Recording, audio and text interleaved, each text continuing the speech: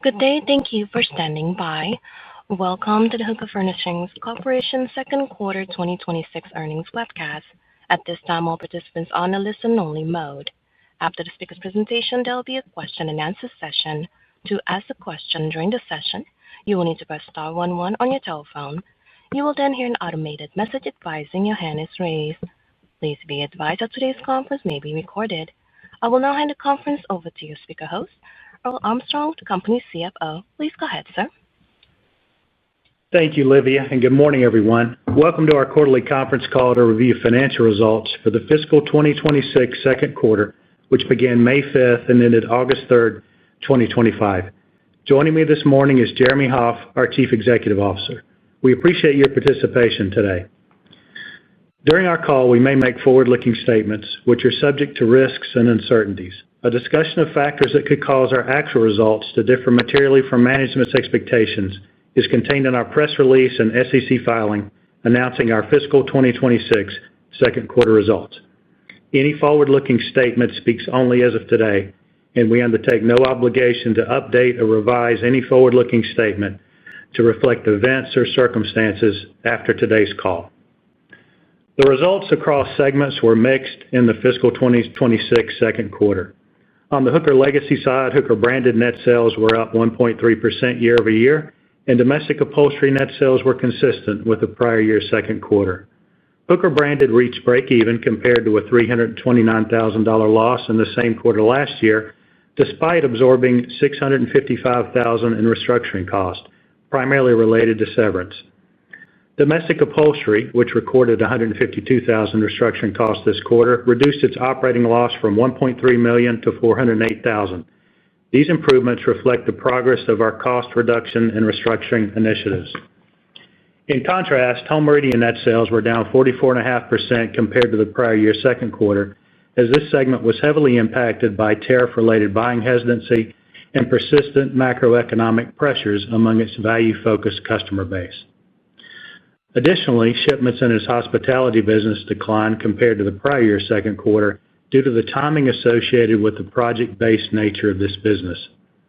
The loss of a major customer due to its bankruptcy last year accounted for about 25% of Home Meridian's sales decrease. As a result, consolidated net sales for the second quarter were $82.1 million, down $13 million, or 13.6% from the same period last year, driven primarily by sales declines at Home Meridian. Consolidated operating loss was $4.4 million compared to $3.1 million in the prior year quarter, reflecting lower sales volume and unfavorable customer mix at Home Meridian, as well as $2 million in total restructuring costs. The consolidated net loss was $3.3 million, or 31 cents per share. During the first 6 months of fiscal 2026, consolidated net sales declined by $21 million, or 11.2% compared to the same period last year. The decrease was also driven primarily by lower sales at Home Meridian due to the factors just discussed, along with a modest 1.7% decline in domestic upholstery, reflecting soft demand. Including $2.5 million in restructuring costs recorded during the period and significant sales volume decline, the consolidated operating loss of $8 million remained consistent with the prior year period, reflecting improvements on the legacy Hooker side. Net loss for the 6-month period was $6.3 million, or 60 cents per diluted share. Now I'll turn the call over to Jeremy for his comments on our fiscal 2026 second quarter results. Thank you, Earl, and good morning, everyone. Hooker Furnishings is taking decisive steps to return the business to profitability. Our cost reduction efforts and focus on growth initiatives will position the company to maintain resilience in today's challenging environment and to strategically capture growth when demand returns. As Earl mentioned, Hooker branded broke even in the quarter despite weak demand and $655,000 in restructuring charges, and domestic upholstery reduced its operating loss nearly 70%, even including $152,000 of restructuring costs. At HMI, we have de-risked it significantly over the last several years and continue to further that effort. These actions have been obscured by weak demand in the home furnishings industry due to an extremely weak housing environment and tariff buying hesitancy in the market segment in which HMI competes. By the end of our fiscal 26 third quarter, We believe HMI's fixed cost structure will be aligned to support what we believe to be a sustainable business and one in which sales can be significantly scaled from current levels when demand returns. Barring additional tariffs or other significant disruptive events, we expect HMI's performance to be significantly enhanced by the end of the current fiscal year. We are confident that the actions we've taken, scaling fixed cost, reducing debt, and launching compelling new product lines, provide the foundation for long-term value creation. Importantly, we are on track to have our new expense structure largely in place by the end of the third quarter, supporting a path to profitability even at current revenue levels. Our multi-phase plan to scale our fixed cost structure for sustained profitability in a downturn is on track and beginning to yield significant results. While HMI results were challenged by tariff concerns and unfavorable customer and product mix, we had a $1.2 million improvement in operational results at Hooker Branded and Domestic Upholstery during the second quarter, despite the inclusion of about $800,000 in restructuring costs in the results.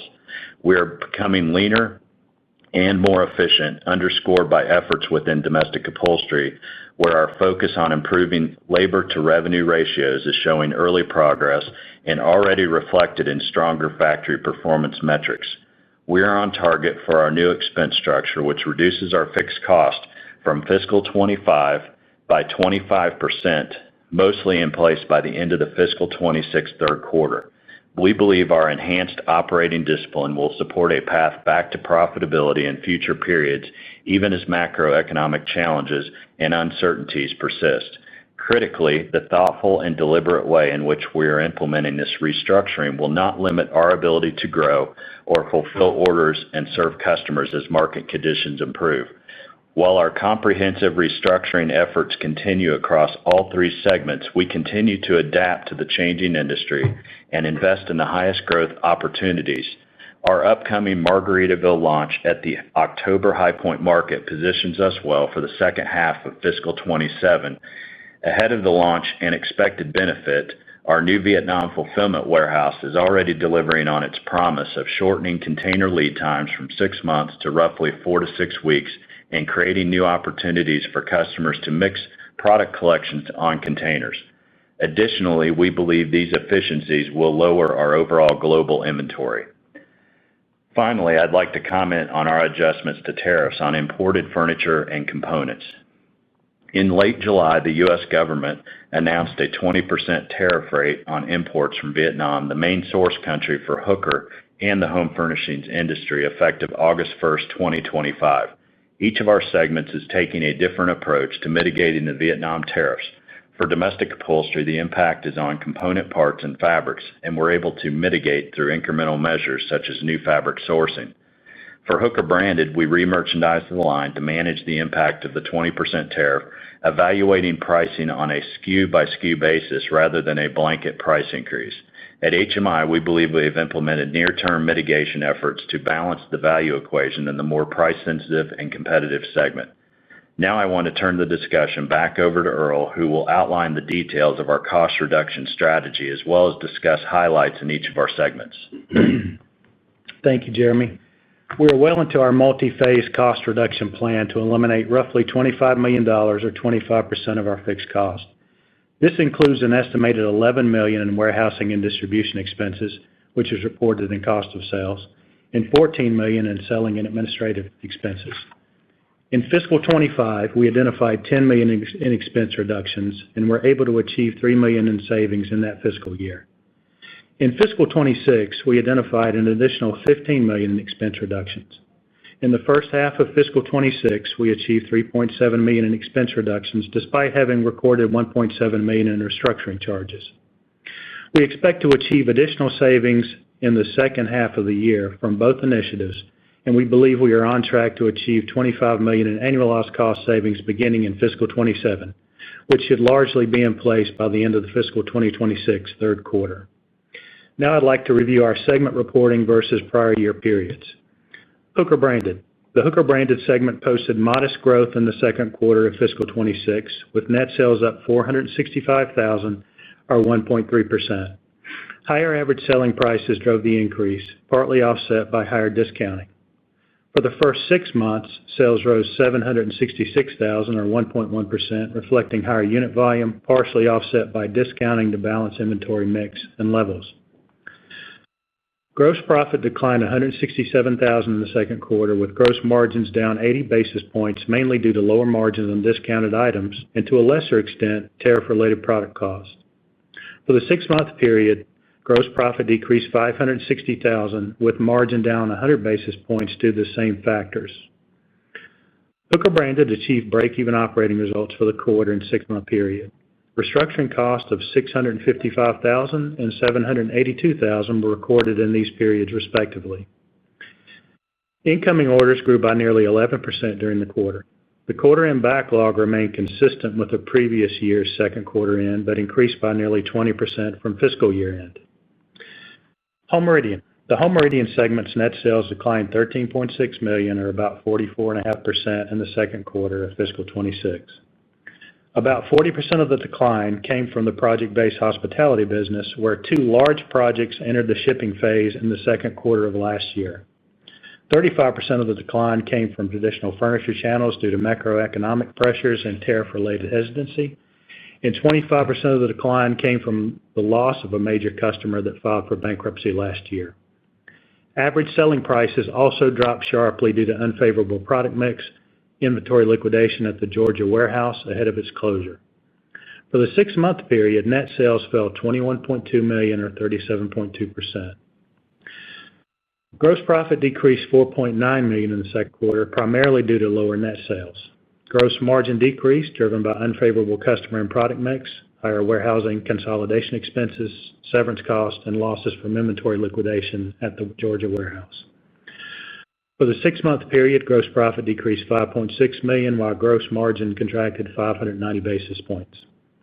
Home Meridian incurred operating losses of $3.9 million for the second quarter and $6.8 million for the first half. Restructuring costs of $1.2 million and $1.4 million were recorded for the quarter and the 6-month period, respectively. Incoming orders and backlog decreased significantly due to reduced demand from traditional channels and the loss of a major customer due to its bankruptcy. Reduced demand was compounded by fewer orders in the project-based hospitality business. Domestic Upholstery.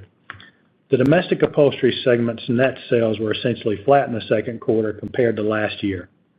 3 divisions in the segment posted sales increases, while the Outdoor brand saw sales fall around 10% due to supply chain disruptions in Vietnam and China, which stabilized after quarter end. For the 6-month period, segment sales declined $1 million, or about 1.7%. Gross profit for the segment rose $659,000 in the second quarter and $1.2 million year-to-date, with margins expanding by 220 and 240 basis points, respectively. Direct material costs remained steady, while labor and indirect costs declined, supported by improved absorption from higher sales and increased production capacity. Warehousing and distribution expenses also decreased across most categories, further strengthening profitability. Our Domestic Upholstery divisions are making strides in operational efficiency. We are focused on improving labor-to-revenue ratios, and early progress is already reflected in stronger factory performance. Domestic Upholstery significantly reduced operating losses by $877,000, or 68%, and $1.6 million, or 61%, compared to the second quarter and first half of last year, respectively.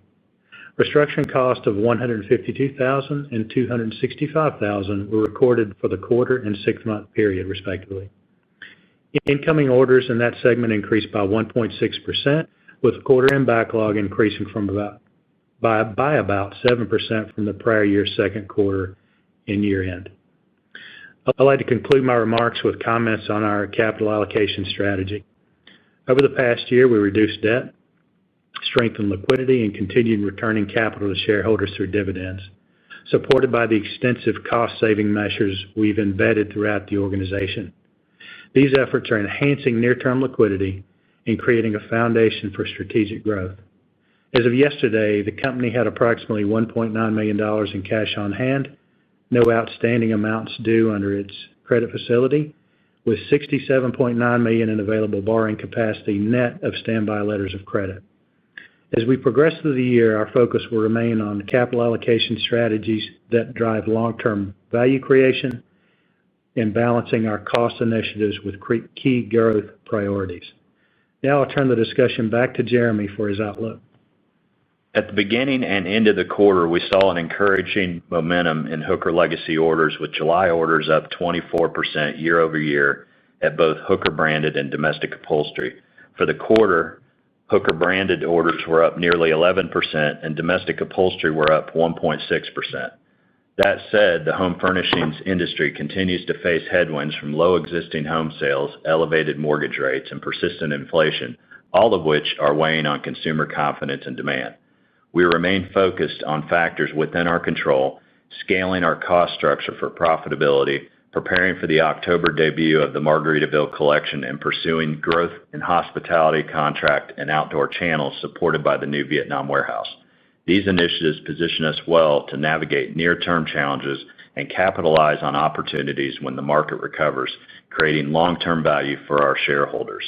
This ends the formal part of our discussion, and at this time, I will turn the call back over to our operator, Olivia, for questions.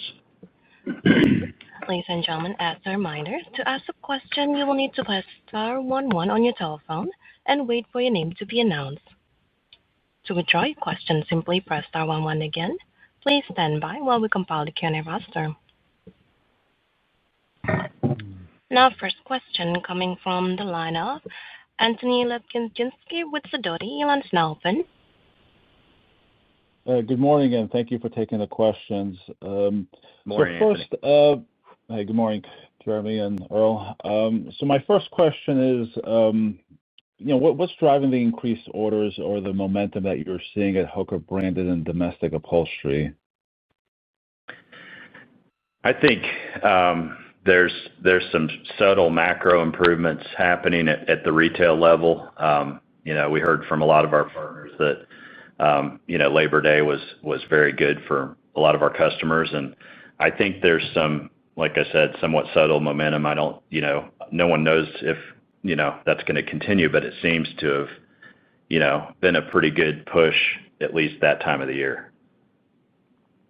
Gotcha. Okay, yeah. So certainly Labor Day is an important holiday. So was this kind of across the board that you heard this holiday momentum here in September, or did you see any sort of pockets of particular strength in some markets versus others? It really was pretty consistent. We make a habit of talking to as many as we can, across the country to get a read on whether it's regionalized or more of an overall push, and it seemed to be pretty consistent across the board. Gotcha. Okay, that's definitely encouraging to hear. So you've done a lot with HMI to improve the business. Still, unfortunately, is still your kind of biggest kind of weak spot. So how do we think about just getting that segment back to profitability? I don't know if it's an easy answer for you guys to say, but I mean, how much annual revenue do you guys need to get that segment to at least break even? I'm going to generalize because I have to, but the main driver to getting to short-term profitability, meaning call it getting to that end of the third quarter when we've said that our cost savings will really be mostly intact, which is 25% reduction from fiscal 25 until the end of the third quarter. That's how much we will have saved in our overall spending. Much of that has come out of the HMI overhead picture. So really right now, for us, that is a big key to what you're asking. And once we're there, I believe we have really good ways of growing that business too. And that really comes down to a lot of focus on the customers that we drive that business with, and really focusing more on what matters to driving the revenue at that company. Gotcha. Okay. Understood. Okay. And I guess, last question, just to clarify some of the restructuring impacts. So it looks like it was overall $2 million for the quarter. Just roughly speaking, how much is that, cost of goods versus selling and administrative costs in terms of how we think about the impact that had on the quarter? Impact on the quarter, about 2/3 was in COGS and 1/3 in SG&A roughly, and that would apply for the six-month period as well. That's very helpful, Earl. Well, thank you very much and best of luck. Thank you, Anthony. Thank you. Our next question coming from the line of Dave Storms with Stonegate. Your line is now open. Good morning. Good morning. Just wanted to start maybe with Margaritaville. Great to have that on the horizon. Is there anything more you can tell us about maybe the logistics remaining before the reveal or any early indicators of interest there?